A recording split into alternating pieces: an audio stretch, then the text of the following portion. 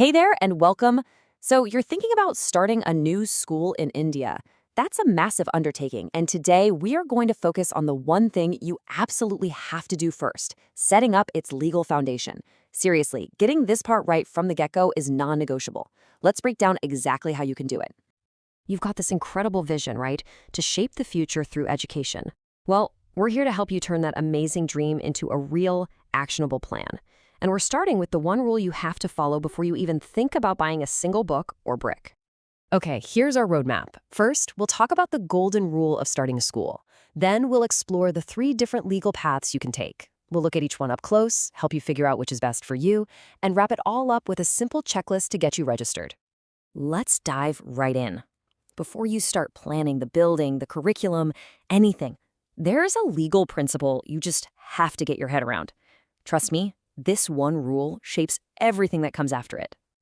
And this is it. In the eyes of Indian law, a school is not a business you run to make a profit. It's seen as a service to society, a charitable act. Now, this isn't just a nice idea. It's a legal mandate that's going to dictate the entire structure of your school. So, why this rule? Well, it all comes down to trust and purpose. Having a nonprofit structure makes sure everything is transparent financially. It sets up proper governance, and it means you're accountable to the public. But really, the most important reason? It's the law. This is the legal bedrock your entire school will be built on. Okay, so now that we've got the why covered, let's get into the how. The law actually gives you 3 different ways to create this nonprofit foundation for your school. And here they are. These are your 3 choices. You can form a trust, you can create a society, or you can set up what's called a Section 8 company. Any of these 3 can legally own and operate your school. The trick is just picking the one that's the best fit for your vision. You know, understanding the little differences between these 3 is, well, it's crucial. So let's take a closer look at how each one works, what you'll need, and what makes them unique. First up, we've got the trust. This is a really common choice, and honestly, it's often the most straightforward, especially if you're a founder who wants a pretty simple and direct way to run things. The real beauty of a trust is its simplicity. You only need 2 people to start. They're called the trustees. It's pretty easy to form and to manage day to day. And the registration? That's all handled locally at your sub-registrar's office. The main legal document you'll need is called the trust deed. Okay, next up is the society. Now you can think of this one as more of a community-focused or democratic kind of setup. It's basically a group of people coming together for a common cause. In this case, education. A society needs a few more people to get off the ground. You need at least 7 members. The whole thing is managed by a governing body or a committee, which makes its structure feel a bit more democratic than a trust. Your key documents here are a Memorandum of Association, or MOA, and a separate list of rules and regulations. And that brings us to our third and final option, the Section 8 company. This one is the most formal, the most corporate-style structure of the bunch. It's actually registered under the Companies Act. So this route needs at least 2 directors and is run by a board. It's definitely considered the most professional and highly structured option. So if you're dreaming of a really big school, maybe even a chain of schools, or you just have major expansion plans, this could be an excellent choice. Your main documents will be a Memorandum of Association and the Articles of Association. Whew, okay, we've looked at all 3 paths. Now comes the most important part, making the right call for your vision. Let's put them all side by side.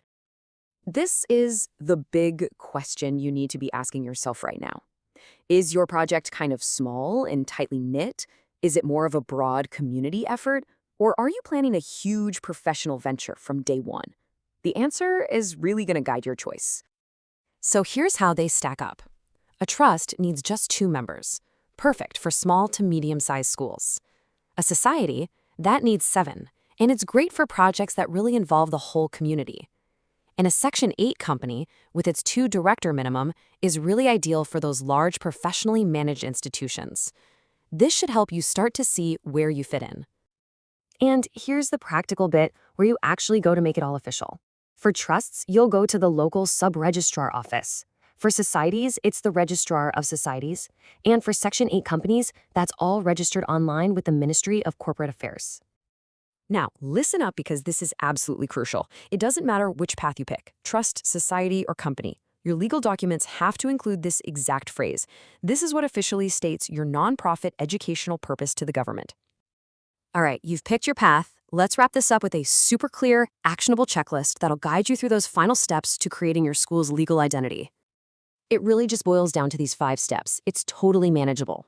Number 1, decide on your entity type. 2, get all of those legal documents prepared. 3, collect the IDs from all your members or directors. 4, file the application. And 5, get that official registration certificate. And just to put this all in perspective, look at this timeline. See where our step fits in? Forming the nonprofit entity is step number 1. It has to happen before you buy land, before you start construction, and before you apply for any kind of affiliation. It is the absolute first thing you do. And once you have that certificate in your hands, everything changes. Your school isn't just an idea anymore. It is a real legal entity. It can now own land, open a bank account, hire teachers and staff, and officially begin its journey. So there you have it. That first fundamental step is done. Your school's legal foundation is now set in stone. Really, the only question left is, what amazing things are you going to build on top of it?